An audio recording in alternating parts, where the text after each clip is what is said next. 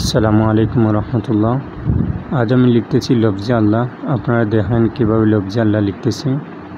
প্রথমে আমি নুক্তা দিতেছি। আমি 60টি নুক্তা দিব।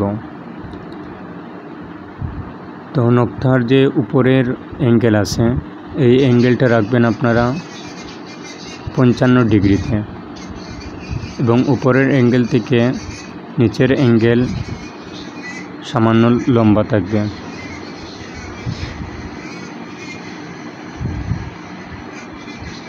তো আমি 60টি নুক্তা দিছি। এখন আমরা আলিফ লিখব। প্রথমে আমরা মার্ক করে নিতেছি যাতে আপনাদের বুঝতে সুবিধা হয়।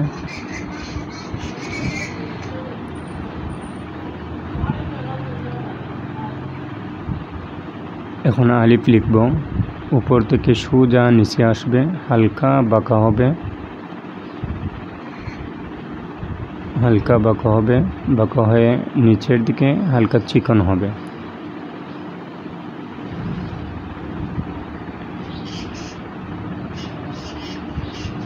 এখন আমরা আলিফের তাজ দিতেছি। এই আলিফের তাজ 1.5 নক্তা সমপরিমাণ আপনারা দিবেন। এই দেখেন আমি 1.5 নক্তা সমপরিমাণ দিতেছি। আপনারাও 1.5 নক্তা সমপরিমাণ আলিফের তাজ দিবেন।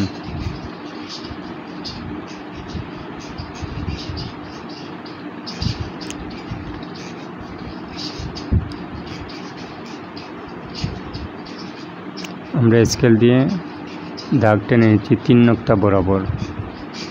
আপনারাও ওইভাবে দাগ টেনে নিতে পারেন শেখার জন্য। এবং নিচে আমরা দাগ টেনে নিতেছি।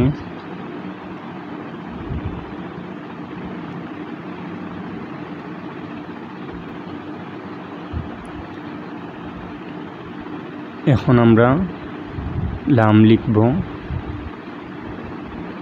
উপর থেকে নিচে হালকা বাঁকা হবে, নিচে আসবে।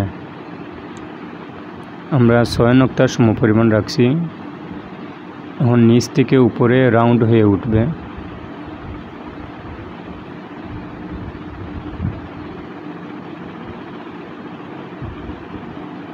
নিচের রাউন্ডের ফাঁকা জায়গা 1.5 নক্তা সমপরিমাণ রাখবেন। উপরের ফাঁকা জায়গা 1 নক্তা সমপরিমাণ রাখবেন।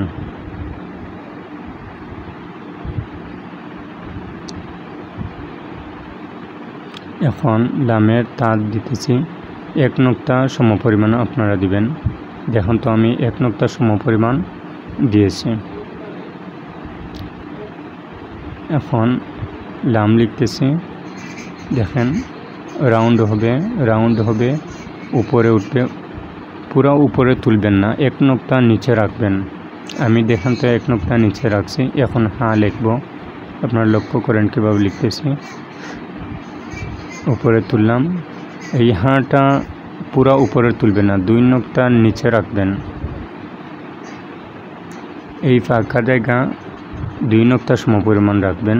উপর 1.5 নক্তা সমপরিমাণ রাখবেন।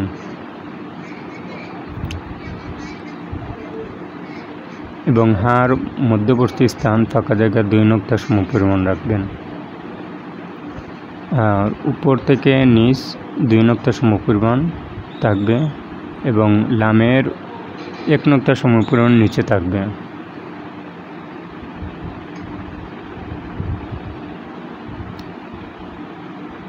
এখন আমরা তাসদীদ দিতেছি। দেখেন কিভাবে দিতেছি। জবর,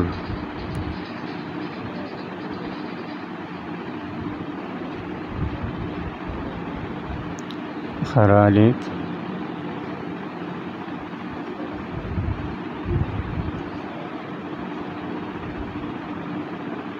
এখন ফাঁকা জায়গাটুকু আমরা বরাট করে নিতেছি।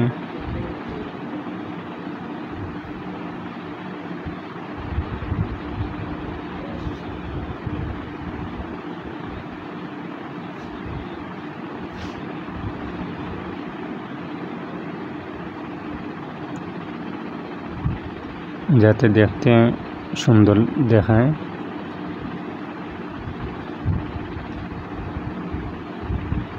তো তো আপনাদের কাছে ভিডিওটি কেমন লাগছে অবশ্যই আপনাদের মতামত জানাবেন। আজ এই পর্যন্ত, সবাইকে ধন্যবাদ।